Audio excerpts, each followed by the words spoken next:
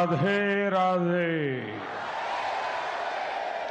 जय श्री कृष्ण। कार्यक्रम में उपस्थित ब्रज के पूज्य संतगण, उत्तर प्रदेश की राज्यपाल आनंदीबेन पटेल, मुख्यमंत्री श्रीमान योगी आदित्यनाथ जी, हमारे दोनों उप मुख्यमंत्री में मंत्रिमंडल के और सहयोगीगण, मथुरा की सांसद बहन हेमा मालिनी जी और मेरे प्यारे ब्रजवासियों, सबसे पहले तो मैं आपकी क्षमा चाहता हूं क्योंकि मुझे आने में विलंब हुआ, क्योंकि मैं राजस्थान में चुनाव के मैदान में था और उस मैदान से अब इस भक्ति वातावरण में आया हूं। मेरा सौभाग्य है कि मुझे आज ब्रज के दर्शन का अवसर मिला है, ब्रजवासियों के दर्शन का अवसर मिला है, क्योंकि यहां वही आता है जहां श्री कृष्ण और श्री जी बुलाते हैं। ये कोई साधारण धरती नहीं है, ये ब्रज तो हमारे श्यामा श्यामजू का अपना धाम है। ब्रज लालजी और लाडली जी के प्रेम का साक्षात अवतार है। ये ब्रज ही है जिसकी रज भी पूरे संसार में पूजनीय है। ब्रज की रज रज में राधा रानी रमी हुई है, यहां के कण कण में कृष्ण समाये हुए हैं। और इसलिए हमारे ग्रंथों में कहा गया है, सप्त द्वीपेषु यत् तीर्थ भ्रमणात् च यत् फलम प्राप्यते च अधिगम तस्मात् मथुरा भ्रमणीयते। अर्थात विश्व की सभी तीर्थ यात्राओं का जो लाभ होता है, उससे भी ज्यादा लाभ अकेले मथुरा और ब्रज की यात्रा से ही मिल जाता है। आज ब्रज रज महोत्सव और संत मीराबाई जी की 525वीं जन्म जयंती समारोह के जरिए मुझे एक बार फिर ब्रज में आप सबके बीच आने का अवसर मिला है।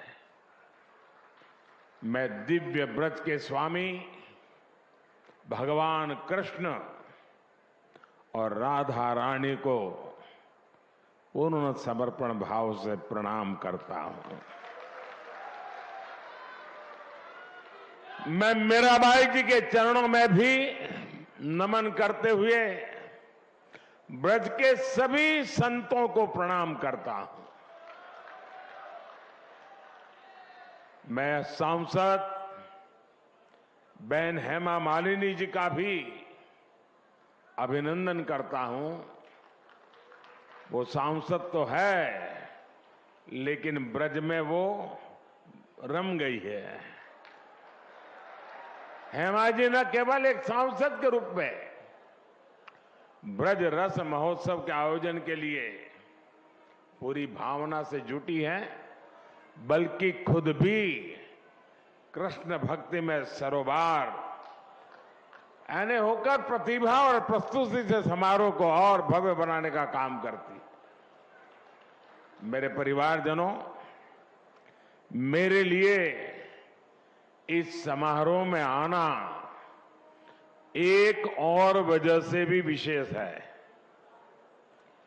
भगवान कृष्ण से लेकर मीराबाई तक ब्रज का गुजरात से एक अलग ही रिश्ता रहा है। ये मथुरा के कान्हा गुजरात जाकर ही द्वारकाधीश बने थे और राजस्थान से आकर मथुरा वृंदावन में प्रेम की धारा बहने वाली संत मीराबाई जी ने भी अपना अंतिम जीवन द्वारिका में ही बिताया था। मीरा की भक्ति बिना वृंदावन के पूरी नहीं होती है। संत मीराबाई ने वृंदावन भक्ति से अभिभूत होकर कहा था, आलीरी मोहे, आलीरी मोहे लागे वृंदावन निको, घर घर तुलसी ठाकुर पूजा, दर्शन गोविंद जी को। इसलिए जब गुजरात के लोगों को यूपी और राजस्थान में फैले ब्रज में आने का सौभाग्य मिलता है तो हम इसे द्वारकाधीश की ही कृपा मानते हैं। और मुझे तो मां गंगा ने बुलाया और फिर भगवान द्वारकाधीश की कृपा से 2014 से ही आपके बीच में आकर के बस गया, आपकी सेवा में लीन हो गया। मेरे परिवारजनों, मीराबाई का 525वां जन्मोत्सव केवल एक संत का जन्मोत्सव नहीं है, ये भारत की एक संपूर्ण संस्कृति का उत्सव है। ये भारत की प्रेम परा का उत्सव है। ये उत्सव नर और नारायण में, जीव और शिव में, भक्त और भगवान में अभेद मानने वाले विचार का भी उत्सव है, जिसे कोई अद्वैत कहता है। आज इस महोत्सव में अभी मुझे संत मीराबाई के नाम पर स्मारक सिक्का और टिकट जारी करने का सौभाग्य प्राप्त हुआ है। मीराबाई राजस्थान की उस वीर भूमि में जन्मी थी जिसने देश के सम्मान और संस्कृति के लिए असीम बलिदान दिए हैं। 84 कोस का ये ब्रजमंडल खुद भी यूपी और राजस्थान को जोड़कर बनता है।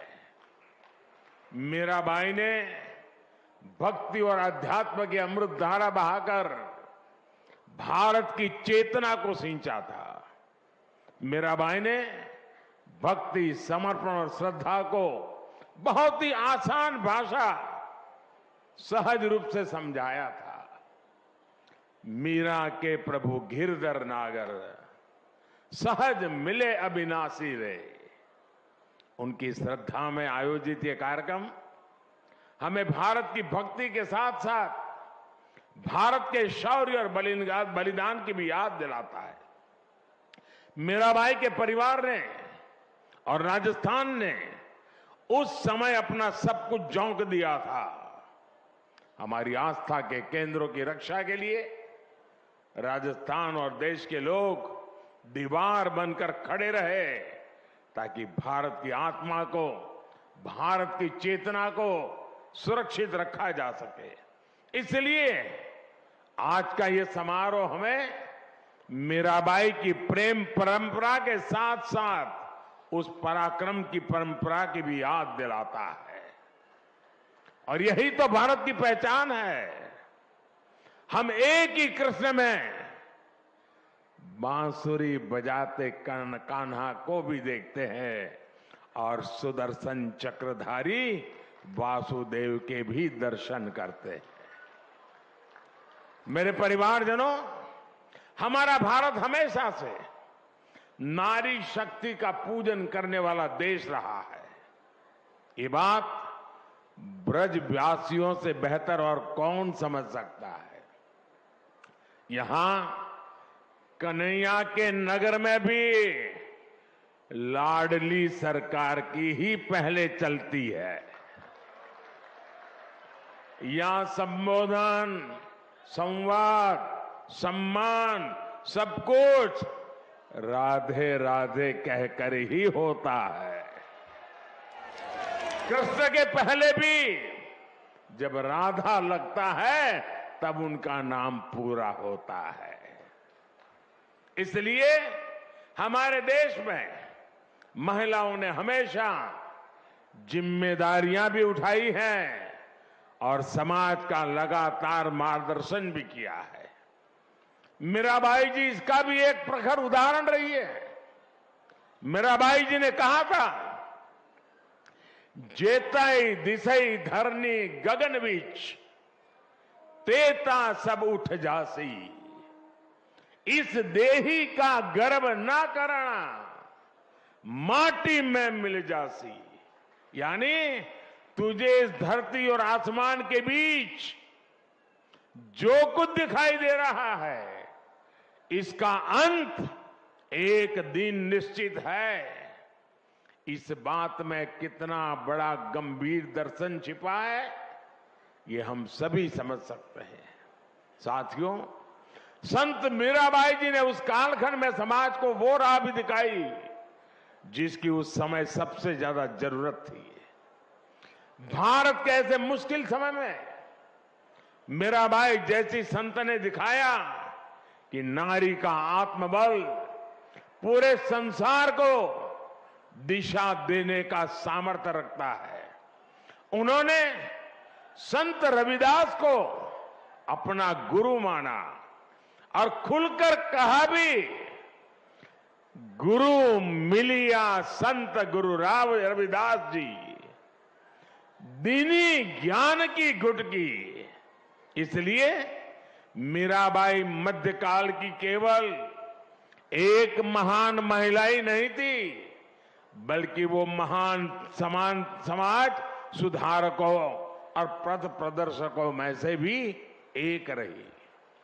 साथियों, मीराबाई और उनके पद वो प्रकाश है जो हर युग में, हर काल में उतने ही प्रासंगिक है। अगर हम आज वर्तमान काल की चुनौतियों को देखेंगे तो मीराबाई हमें रूढ़ियों से मुक्त होकर अपने मूल्यों से जुड़े रहने की सीख देती है। मीराबाई कहती हैं, मीरा के प्रभु सदा सहाई, राखे विघन हटाए, भजन भाव में मस्त डोलती, गिरधर पै बलि जाए। उनकी भक्ति में सरलता है पर दृढ़ता भी है। वो किसी भी विघ्न से नहीं डरती है, वो सिर्फ अपना काम लगातार करने की प्रेरणा देती है। मेरे परिवारजनों, आज के इस अवसर पर मैं भारत भूमि की एक और विशेषता का जरूर जिक्र करना चाहता हूं। ये भारत भूमि की अद्भुत क्षमता है कि जब जब उसकी चेतना पर प्रहार हुआ, जब जब उसकी चेतना कमजोर पड़ी, देश के किसी न किसी कोने में एक जागृत ऊर्जा पुंज ने भारत को दिशा दिखाने का लिए संकल्प भी लिया, पुरुषार्थ भी किया।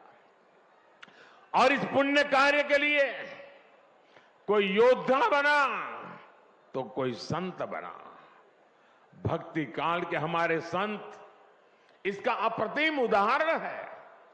उन्होंने वैराग्य और विरक्ति के प्रतिमान गढ़े और साथ ही हमारे भारत को भी गढ़ा।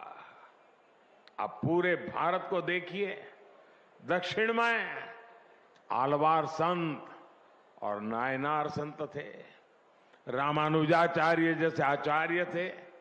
उत्तर भारत में तुलसीदास, कबीरदास, रविदास और सूरदास जैसे संत हुए, पंजाब में गुरु नानक देव हुए, पूरब में बंगाल के चैतन्य महाप्रभु जैसे संतों का प्रकाश तो आज पूरी दुनिया में फैल रहा है। पश्चिम में भी गुजरात में नरसिंह मेहता, महाराष्ट्र में तुकाराम और नामदास जैसे संत हुए। सबकी अलग अलग भाषा, अलग अलग बोली, अलग अलग रीति रिवाज और परंपराएं थी, लेकिन फिर भी सबका संदेश एक ही था, उद्देश्य एक ही था। देश के अलग अलग क्षेत्रों से भक्ति और ज्ञान की जो धाराएं निकली, उन्होंने एक साथ मिलकर पूरे भारत को जोड़ दिया। और साथियों, मथुरा जैसा ये पवित्र स्थान तो भक्ति आंदोलन की इन विभिन्न धाराओं का संगम स्थान रहा है। मलुकदास, चैतन्य महाप्रभु वल्लभाचार्य, स्वामी हरिदास, स्वामी हित हरिवंश प्रभु जी जैसे कितने ही संत यहां आए।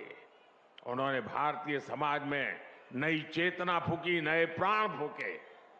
ये भक्ति यज्ञ आज भी भगवान श्री कृष्ण के आशीर्वाद से निरंतर जारी है। मेरे परिवारजनों, व्रत के बारे में हमारे संतों ने कहा है, वृंदावन सो वन नहीं, नंद गांव सा गांव, बंसी वट सो वट नहीं, कृष्ण नाम सो गांव। अर्थात वृंदावन जैसा पवित्र वन कहीं और नहीं है, नंदगांव जैसा पवित्र गांव नहीं है, यहां के बंशी वट जैसा वट नहीं है, और कृष्ण के नाम जैसा कल्याणकारी नाम नहीं है। ये व्रत क्षेत्र भक्ति और प्रेम की भूमि तो है ही, ये हमारे साहित्य, संगीत, संस्कृति और सभ्यता का भी केंद्र रहा है। इस क्षेत्र ने मुश्किल से मुश्किल समय में भी देश को संभाले रखा, लेकिन जब देश आजाद हुआ तो जो महत्व इस पवित्र तीर्थ को मिलना चाहिए था, दुर्भाग्य से वो नहीं हुआ। जो लोग भारत को उसके अतीत से काटना चाहते थे, जो लोग भारत की संस्कृति से, उसकी आध्यात्मिक पहचान से विरक्त थे, वो आजादी के बाद भी गुलामी की मानसिकता नहीं त्याग पाए। उन्होंने ब्रज भूमि को भी विकास से वंचित रखा। भाइयों और बहनों, आज आजादी के अमृत काल में पहली बार देश गुलामी की उस मानसिकता से बाहर आया है। हमने लाल किले से पंच प्राणों का संकल्प लिया है। हम अपनी विरासत पर गर्व की भावना के साथ आगे बढ़ रहे हैं। आज काशी में विश्वनाथ धाम भव्य रूप में हमारे सामने है। आज उज्जैन के महाकाल महालोक में दिव्यता के साथ साथ भव्यता के दर्शन हो रहे हैं। आज केदार घाटी में केदारनाथ जी के दर्शन करके लाखों लोग धन्य हो रहे हैं। और अब तो अयोध्या में भगवान श्री राम के मंदिर के लोकार्पण की तिथि भी आ गई है। मथुरा और ब्रज भी विकास की इस दौड़ में अब पीछे नहीं रहेंगे। वो दिन दूर नहीं जब ब्रज क्षेत्र में भी भगवान के दर्शन और भी दिव्यता के साथ होंगे। मुझे खुशी है कि ब्रज के विकास के लिए उत्तर प्रदेश ब्रज तीर्थ विकास परिषद की स्थापना की गई है। ये परिषद श्रद्धालुओं की सुविधा और तीर्थ के विकास के लिए बहुत से काम कर रही है। ब्रज रज महोत्सव जैसे कार्यक्रम विकास की इस धारा में अपना प्रकाश भी बिखेर रही है। साथियों, ये पूरा क्षेत्र कान्हा की लीलाओं से जुड़ा है। मथुरा, वृंदावन, भरतपुर, करौली, आगरा, फिरोजाबाद, कासगंज, पलवल, बल्लभगढ़ जैसे इलाके अलग अलग राज्य में आते हैं। भारत सरकार का प्रयास है कि अलग अलग राज्य सरकारों के साथ मिलकर हम उस पूरे इलाके का विकास करें। साथियों, ब्रज क्षेत्र में देश में हो रहे हैं बदलाव, ये विकास केवल व्यवस्था का बदलाव नहीं, ये हमारे राष्ट्र के बदलते स्वरूप का, उसकी पुनर्जागृत होती चेतना का प्रतीक है। और महाभारत प्रमाण है कि जहां भारत का पुनरुत्थान होता है, वहां उसके पीछे श्री कृष्ण का आशीर्वाद जरूर होता है। उसी आशीर्वाद की ताकत से हम अपने संकल्पों को पूरा करेंगे और विकसित भारत का निर्माण भी करेंगे। एक बार फिर आप सभी को संत मीराबाई जी की 525वीं जयंती पर मैं बहुत बहुत शुभकामनाएं देता हूं, बहुत बहुत धन्यवाद देता हूं। राधे राधे, जय श्री कृष्ण।